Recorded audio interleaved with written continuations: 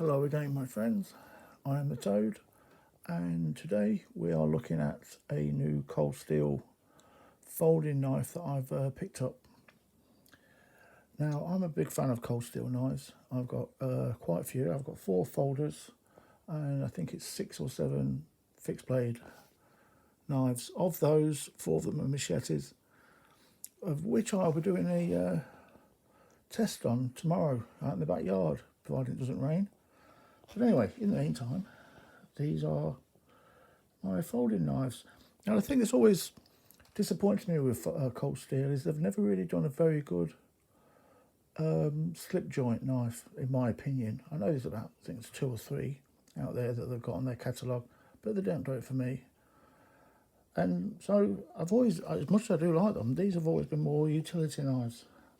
You know, they're reliable, super sharp, extra tough.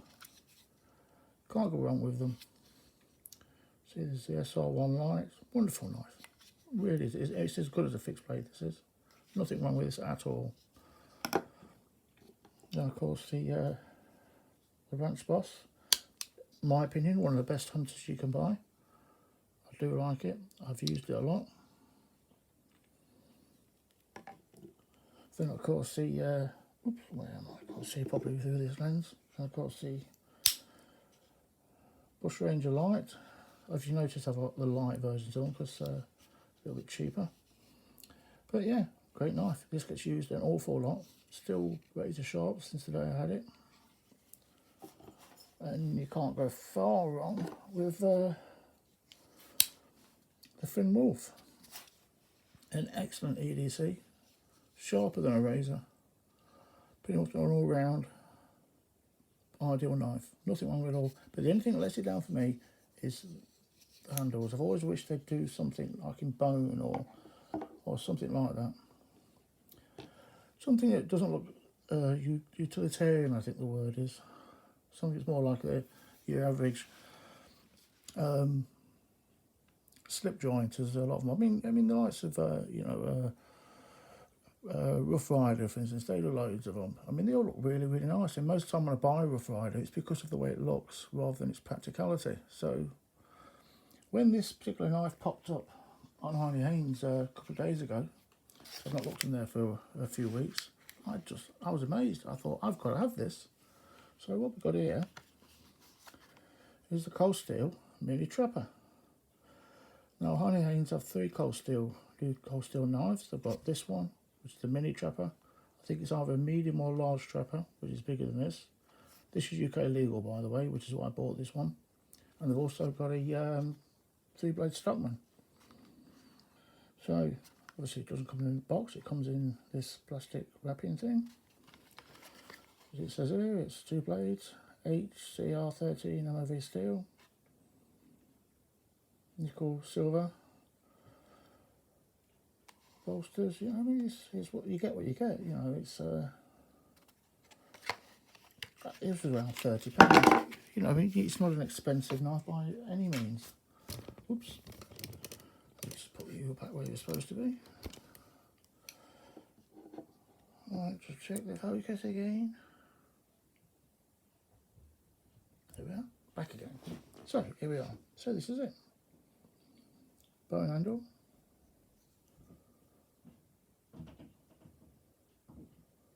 Finish isn't fantastic on it. It's a bit gapping up this end.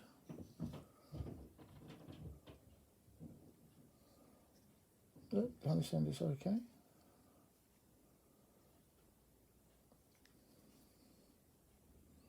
Centered reasonably well.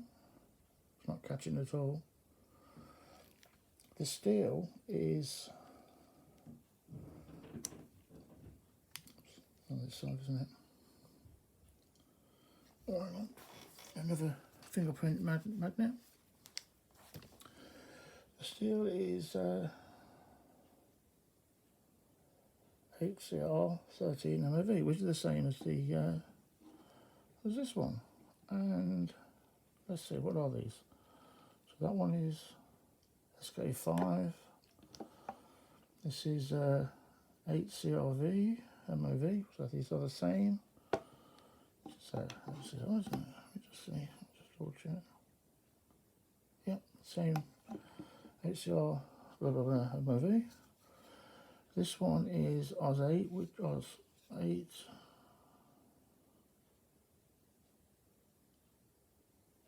Yeah, which is, from what I understand, it's about the same.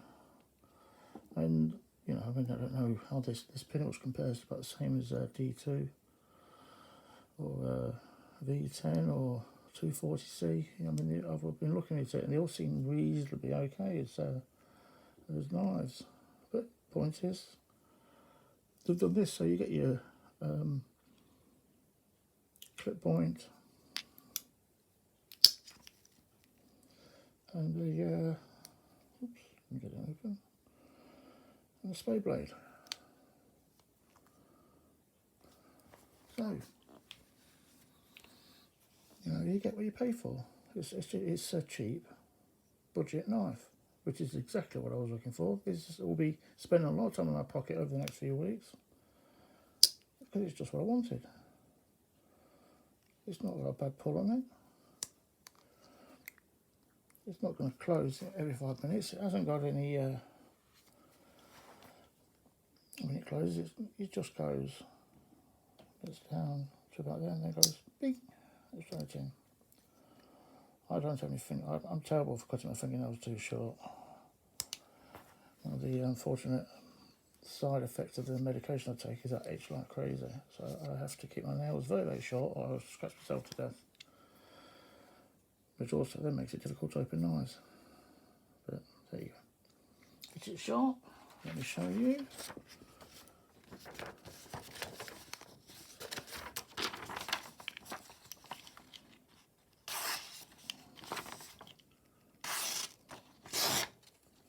It's sharp enough. I don't have any tomatoes or strawberries left to show you on them because I ate them all last night. So yeah, let's see the blade light.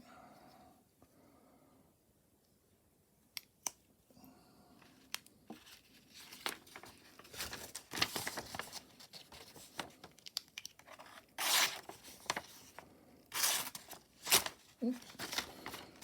Got a couple of spots now that could do with touching up, definitely. Oops, out of the box, it's not bad. It's not the sharpest cold steel I've had by no means.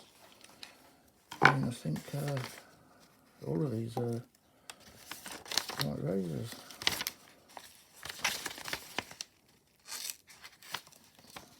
Blunt razors, mind you. Yeah, that's alright. It'll give you a haircut if you want it to. You know, I mean, it's one of them things that you get what you pay for. I mean, I tend to only stick to the budget end. So, I mean, I don't have to sharpen knives. If I'm not used them for a while, I don't really bother. You don't need to touch it up by the look of it. This is the one that always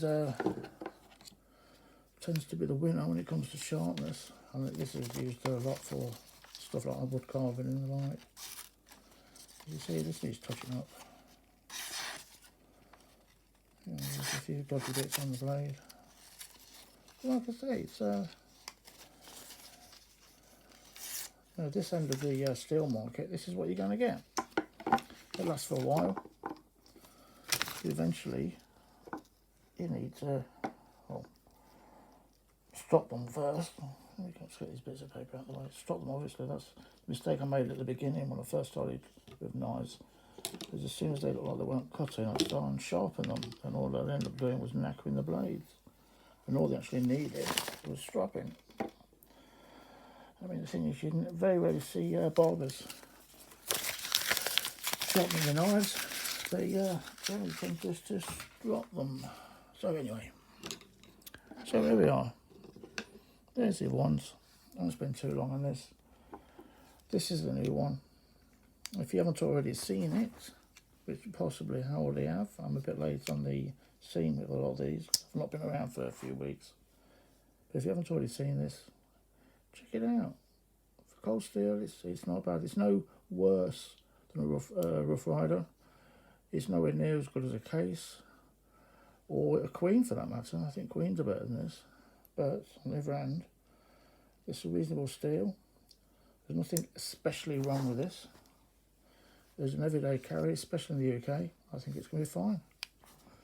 And because of the reputation Cold Steel's got, I mean, they will replace their knives if they're broken, as will a lot of the knife companies. But yeah,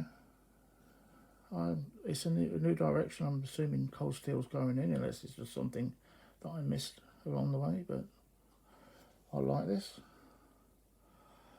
I'll get the other two at some point, but for now, I'm quite happy with this. 30 quid. You can't go wrong.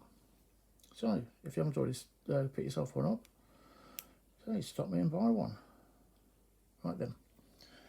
That will do. Thank you for your time.